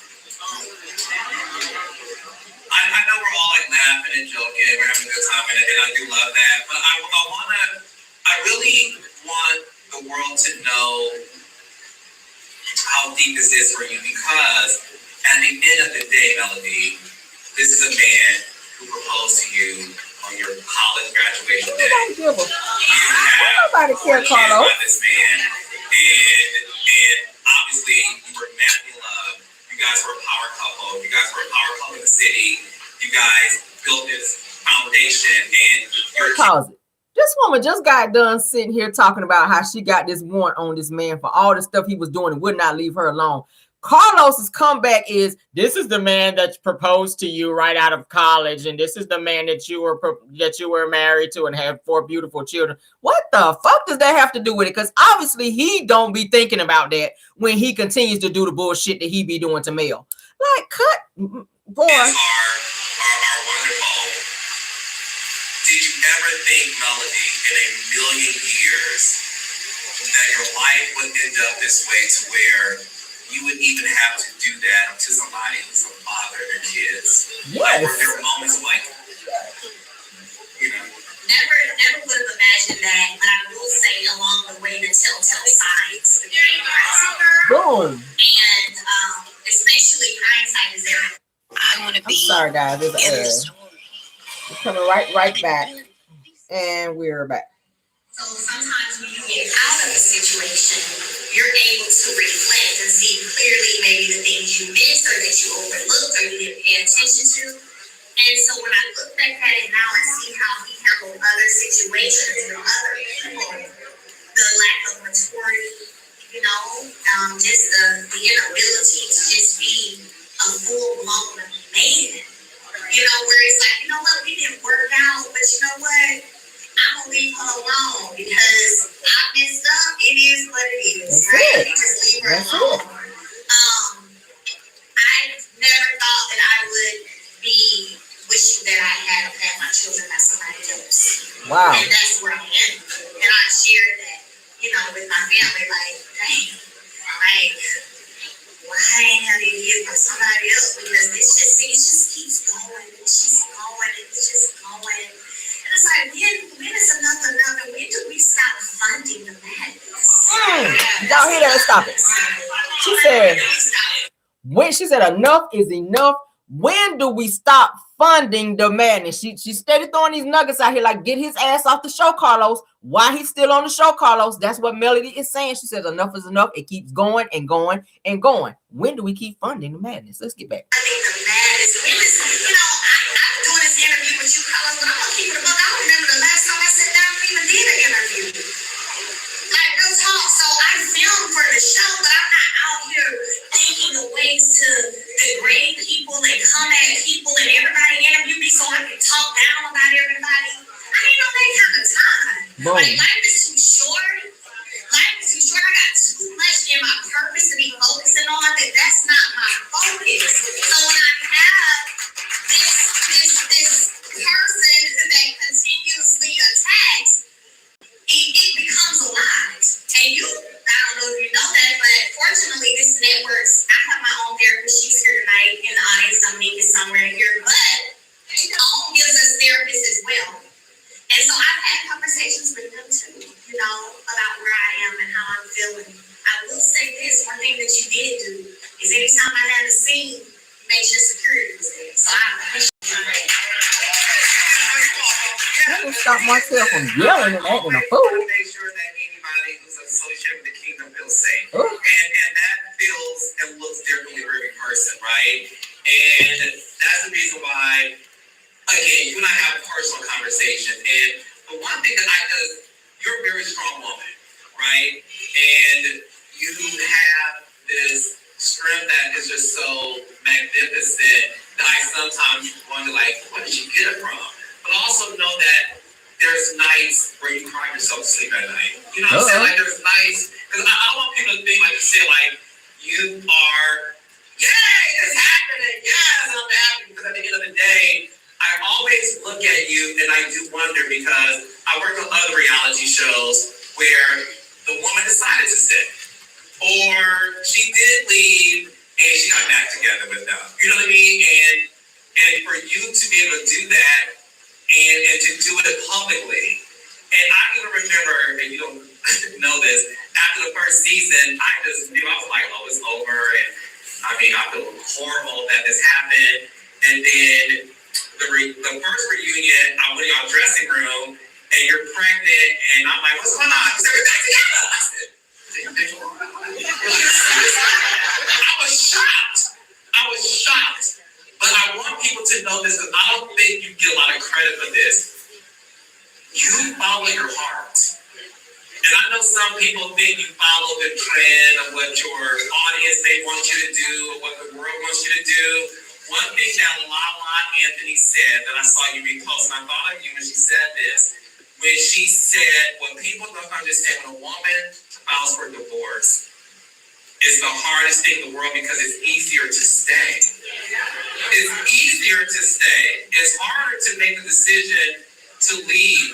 And I know that when it comes to like the housewives, they divorce somebody, Peter Thomas at the bar. You know what I'm saying? Like, you don't see them no more.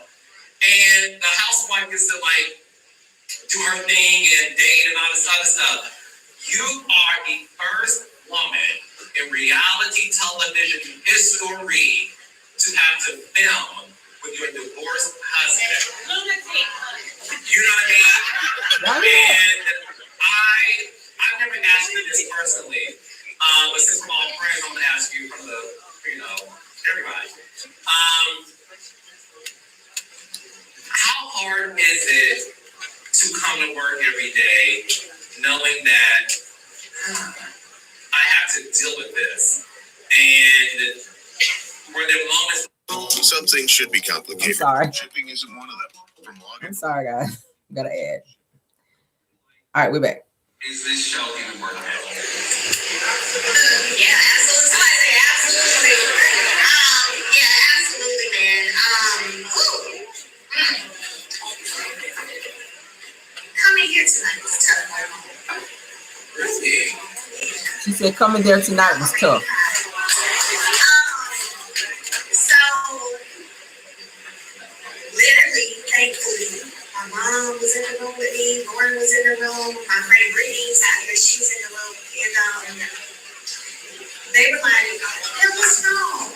You know, is it? Because usually I am the bubbly one in the group. And I was just like, okay, no matter, whatever. Okay, it's the hair, okay, cool. It's the eye, it's the shoes, I was just whatever. It was like, what's wrong? And I didn't even tell them, I just nothing. But honestly, it's a lot. It's a lot. Whenever you are sharing the spotlight, so to speak, it's someone they use that spotlight to constantly torment you.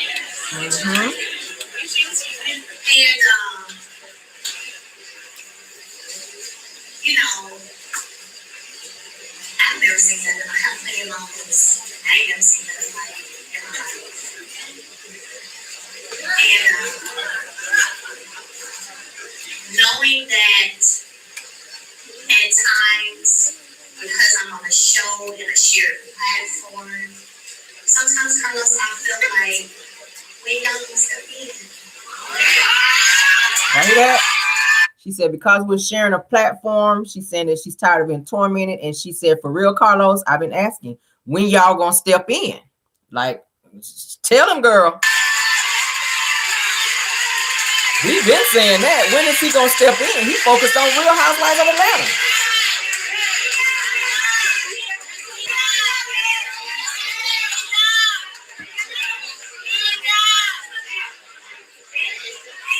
Say it, Mel. Say it.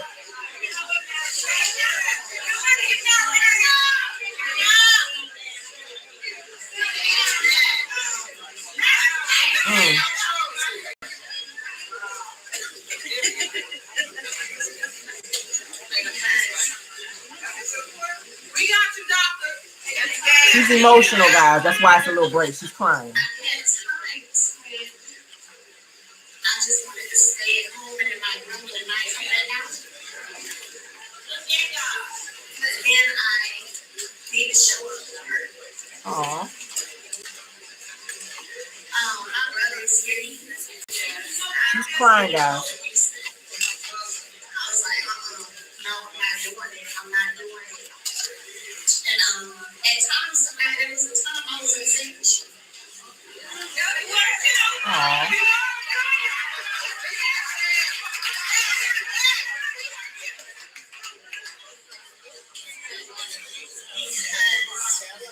I felt like y'all don't see me. Like y'all don't see all of this is going on, or you just not understand, you know? And then when it comes to my babies, you know, there's some things I haven't talked about on this show, but I've talked about to you privately. That's real. And it almost started to feel like the chaos is getting fun. Right. Not funny.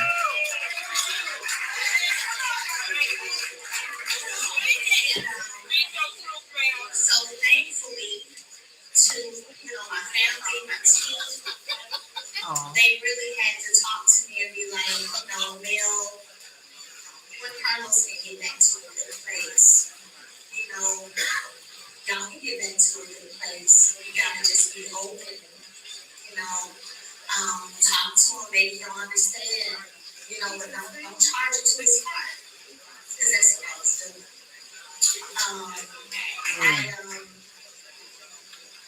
It was times I ain't want to talk to you. Just being honest, Sometimes I ain't want to talk to you.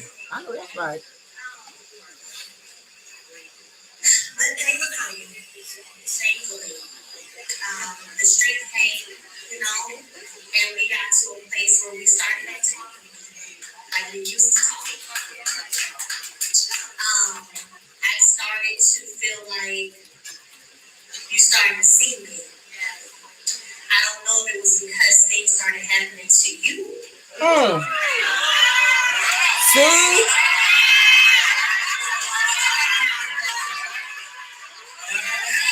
She's speaking facts.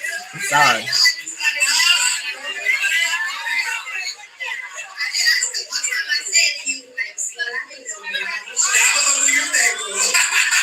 See, you try to laugh it off.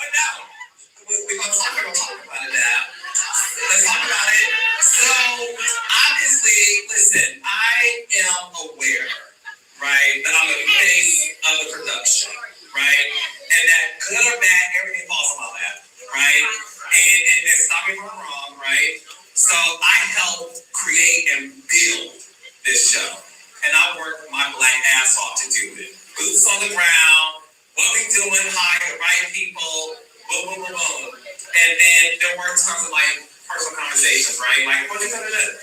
You know, is this person gonna be on the show? Because maybe that's up to y'all. Like, I'm not gonna be this sneaky producer, like, walk through the door, you're gonna be surprised by somebody. Like, it wasn't that type of show. So we have those conversations. So we're gonna be real tonight, right? So obviously, I left the Real Housewives of Atlanta, left the city of Atlanta, moved to Los Angeles, built this show, hired a great team of producers to be in Huntsville, and I worked my ass off to be there day to day. But as I was building this empire, right? So what people don't realize is, yes, I'm a creative, executive producer. I'm not there day to day, every single day, minute to minute, boots on the ground, right?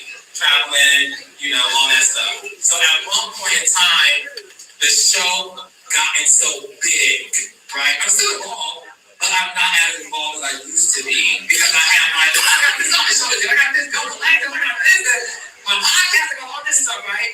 So me and her we've never had an argument ever in life. So So I didn't know. You know, like when you have a straight A season and you feel like, oh, they're good, that's a child. The D's and the F's, child. You know, like you pay more attention to like the ones who need you. And I felt like, oh shit, God, this shit don't need me. So the calls didn't happen as frequently. Because I was like, oh, that's a awesome call. She good. Like, y'all need me as much as you used to. Now, Latrice Rogers needs me to go collect teachers. You know, like that was my thing, right? But there was that. And then one day, last year, she called me. And she said, can you and I talk? I'm like, yeah, always. Every time she calls me, I pick up. Right? There's never, she don't get sent to voicemail. Or every time she has called me, I pick up the phone, like, what's wrong? Again, because she doesn't call me when she doesn't like, what's wrong with you? And we had an hour-long conversation. And she shared with me what she was going through. And I said, I had no idea. And I said, I'm sorry. I just didn't know you were going through that. And then said, what do you need me to do? What needs to happen? And that's this fool said all that just to sit up here and lie and say he did not know what she was going through. Carlos, he's trying to say he's so busy with his podcast, with Bell Collective and all his other shows that he got going on that he just was so busy and he didn't know that Mel was going through all the stuff that she was going through on the show, being bullied with all. We already know Wanda was bullying her. Thank you so much, Constance Covington. Okay. We know Wanda was bullying her. We know Martell, of course, was bullying her. The Scotts all were teaming up on her. She didn't have an ally on this damn show. Everybody was coming at her. She had no protection. So for him to sit there and plus you reviewed, you actually damn hosted the reunions, each reunion. So you knew you were asking the questions, Carlos. For you to sit here on this fucking podcast and say you didn't know that this woman was going through this, total lies. How can you sit there and review and or ask questions about the reunion if you didn't know that? You watched Martell bowing up. You saw him bowing up and going off, going after her makeup artist the last reunion. We talked about it. Martell tried to put pause on Melody's stylist, Jay. I think it was Jay. And they said Carlos King was screaming to the top of his lungs at Martell to stop backstage, and he would not stop. So how is it that you didn't know all this was going on? Girl. And I mean girl. We started to put protocols in place to make sure she felt like she was being heard and things were happening. And obviously, I work for network, so I can tell everything, child. But it was beautiful to have that conversation, right? Because we just don't know. But the moment I do, activations start to happen, right? And that goes to show you that there is this honesty that we have with each other. Where she said to me, she said, "You know, I said, what? Well, you're not just. I can trust you no more." I said, "It's me. What are you talking about?" Yes, you. She said, "I'm just being real with you." But the beauty of this is, I'm not embarrassed by this or feel shame for it. But for me, it was one of those things where I felt like I just didn't know. I didn't know. I don't believe that. I said to her, while I was busy raising my other kids in my shows, while I was busy raising them and building them up, I had no idea that you took it as abandonment. And for that, I apologize. And I will say that publicly. I apologize. Yeah, I did know.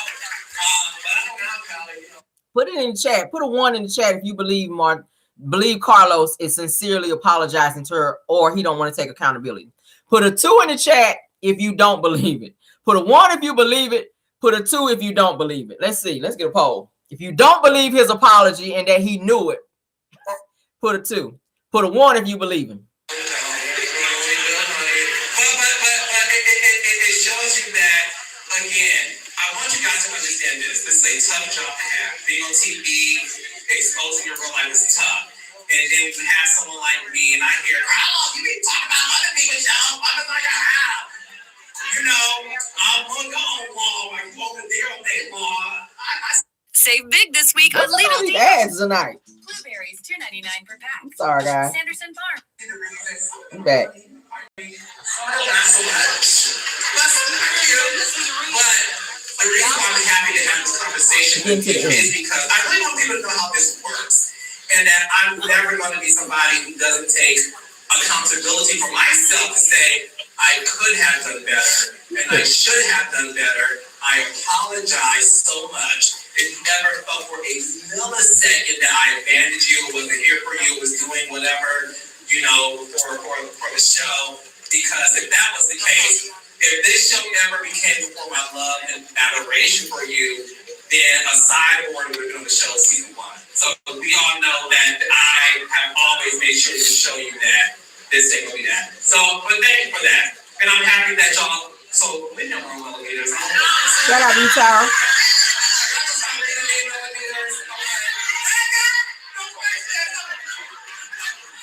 Full of shit. I'm sorry. One of the things that's in the press right now is one of my producers married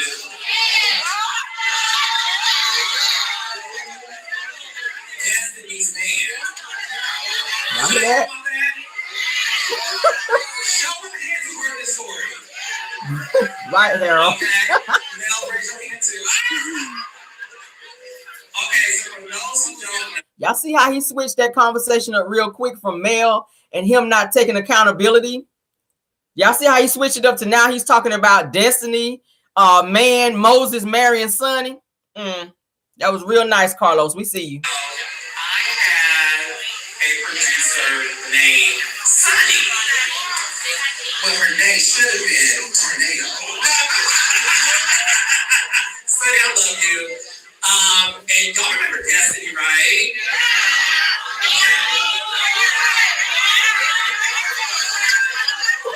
It's still a tweet.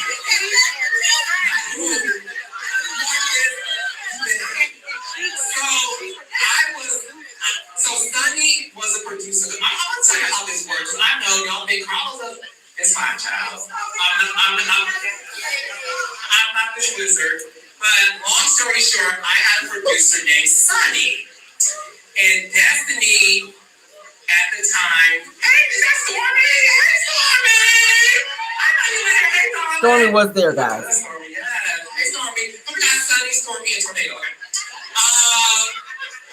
So Sonny was a producer, and Destiny at the time was dating this guy named Moses. Okay? Yes, from the Bible. Okay. Now, I don't know most things to my producer and my talent, but we'll get to that later. So Moses and his hooking her child allegedly was interfacing with my producer. So again, what I just say 5 minutes ago, I'm like doing this, doing that, doing that. So I don't even know what half of the stuff he do. I'm not like, Right, so right, Harold. recently that Sonny married Destiny's man. Well, according to Monk and Steph, he's mine. I'm made of having a love, but okay. You can't sleep at night. I see y'all put it in there. Why is he talking about that on Mel segment? Destiny said that Sonny was conspiring with Moses while she was producing her. So there's a lot of allegations going on with this story. So what I would like to do is bring Sonny and Moses to the stage. Shout out to Brown Skin Girl. That's the end. Okay. Yeah. So I'm gonna let y'all. I can't say because it's something going on with that situation. I can't say yet because I already got the tea on it, but I was told I can't say nothing about it yet because it has not been announced yet. Okay. So I'm gonna let y'all read between the lines, which is why he mentioned that. Okay. I ain't gonna mention it because I was already told you can't say nothing about it yet about that situation. Okay. But y'all gonna be shocked, okay? I'm just say that you're gonna be shocked. Well, how did you guys feel about the podcast of what you guys heard so far? Okay, what did you guys think about that? Melody looked very, very radiant. Okay, her little suit. I think I got the pictures of her suit and what she had on. Melody was serving the girls, honey. This was Melody at the podcast. That's what she wore. For those of you that did not get to see her outfit, that's Mel, honey, Is she not serving in this suit? I said, girl, you better come on through with this damn suit. Yes, girl. That's a close-up. Makeup was makeuping. Yes, honey, the twins are sitting up, honey. And yes, honey. Look at Mel, okay? Come on through, Mel. Come on, Mel. Yes, girl. Who's that, Freddie-O? Yep, shout out to Freddie-O. Yes, honey. Look at Mel serving the girls out here. You better do it, Mel. She looks so good. Yes, makeup was makeuping, honey. Look at her face right here. Let's blow it up. Whoever did her makeup, good God. They just did an awesome job. Flawless. Flawless, okay? Flawless. They did the damn thing. Hair, everything. Nothing out of place, okay? Martell, this is why you won't leave her alone, because you see what you walked away from. Let me show you what you left. Now, let me show you. Let's do it side by side, because I want to be messy just a little bit before we get out of here. This is what you left for. You left a queen for a fucking werewolf. Look at that bottom picture. That she cannot compare to Mel. Look at Arionne on the bottom. Look like a whole ghetto ass werewolf. Look at him. Look at Mel. This is what you left your family for, Martell. Are you serious right now? In the famous words of Beyonce, it sucks to be you right now, Martell. Okay? It sucks to be you right now, sir. You stupid ass. I see why you won't leave her alone. You keep damn harassing the hell out of her. All right. Arionne is out here stealing pictures of males off of her. Yeah, I'm going to put your ass on blast. She is stealing pictures off of Mel's IG posts, because y'all know she got several pages. All right. And she's fussing with people in the comments. She stole this damn picture of Mel where Mel posted, I want to say like the day before yesterday, when Mel was showing it, because people were saying that she had all this work done on her face, which we know Mel did not have no damn plastic surgery on her face. She posted a picture from like way back when she was like in college, and she shows that she looks the exact same. The only difference is like she just, like added hair, maybe like a wig or whatever, but she looks the same. Arionne is arguing with somebody saying, no, he will use it against me. He does her the same way. He's trying to take custody of them kids, and he's gonna win. Meaning that she was saying that Martell was gonna win when he was trying to take custody of Mel's kids. But Mel looks the exact same. This is Mel, old picture of Mel that she posted the other day. Arionne stole this picture and then posted it on her page and was talking shit about Mel. See the obsession? Do you see the obsession? So what you said, when you tell it what it is, D. Hold on, says Caramel, remember what you said when you do tell it that this isn't. Yeah, I can't say now because, and matter of fact, I was told today not to say it yet because it officially has not been approved to be told, okay? But once I'm able to say it, I'm definitely going to let you guys know, okay? Because you guys are going to be happy to get the news. And I hate to keep you guys on ice like that, but I was told that I can't say it yet, okay? So there was a reason why they mentioned the whole, Sonny and homeboy, Moses, okay? And that's all I'm going to say. I ain't saying shit else because, yeah. But that is it, and that is it, and that is all on that. That is our live for the night, you guys. Oh, and Arionne still got her braces on, for those of you that was asking. Do she still got her braces? Yes, she does, okay? She's still wearing braces. For 10 years, girl. Arionne, we need to get your braces off, girl. Make the payments, sis. Make your payments so you can finally get your fucking braces off. No one is supposed to wear braces for 10 years. How straight are you trying to get your teeth, sis? Okay? Yeah, just because I'm feeling messy. She is still wearing braces after almost 10 years, you guys. It's sad. I don't know what to tell you, girl. Maybe we need to take up your GoFundMe, like Martell's taking up GoFundMe for people. Maybe we need to take up one for you so you can get your damn braces out, okay? Yes, and I'm being a little messy. Let's get out of here, guys. Thank you so much, Harold, for being here. It says, and she's still killing art. Right! She is still serving the girls out here. Mel she stays serving, okay? Yes. Love her down. But thank y'all for being here, guys. We got over 1,000 and something here. Thank y'all so much for over 1,000 in the chat right now. Y'all, it's over 1,000 watching me. We got 990 likes. I'll take that. For those of you that forgot to hit the like button, please hit it on your way out. I appreciate each and every one of you supporting the Caramel Rell Show.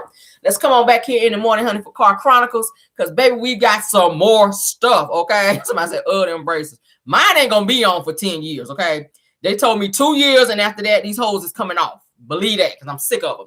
But thank y'all so much for joining. I hope y'all enjoyed all the commentary, all this tea. Baby, I dumped a lot of tea because y'all know in the pop-ins is where we have the tea. So come on back tomorrow, honey, for the next pop-in. I'm going to have y'all some more tea because I got some more stuff. In the morning, I'm going to give some good tea, honey, about old Destiny. But I'm going to save it because I was going to do it tonight, but it would have made our live too long because we had to listen to Mel in the podcast. So we're going to spill some stuff with Destiny tomorrow, honey. Yes, we also, y'all come on back and I got some more stuff I'm going to talk about in Car Chronicles as well. All right, love you guys down. Thank you so much, Linda Gamble, Tyra Daniels, and Belle Wilson for modding for me tonight. You guys always do such a great job.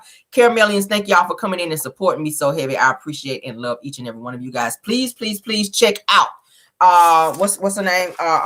Coco Gonna Tell It. Check her out over there because she does have some great content. She does talk about Love and Marriage Huntsville stuff, which you guys, I know you guys like to keep up with that as well. So check her out, give her some likes over there, and go ahead and subscribe to her as well. She is a new content creator, and let's show some love. Okay, I hate on no one, baby. She's good at what she does. All right, love you guys down, and goodbye. Oh, thanks for any other content creators. Right quick before we go. Any other content creators that join us tonight? Look at me being all rude. Girlfriend Chronicles, sweetheart, thank you for being here. And any other content creators that join. I saw Harold. He's here. He mods for Chef Don. I think he mods also for Scotty by Nature. Shout out to him as well. All right. Love you guys now. Let's get out of here. Good night and goodbye.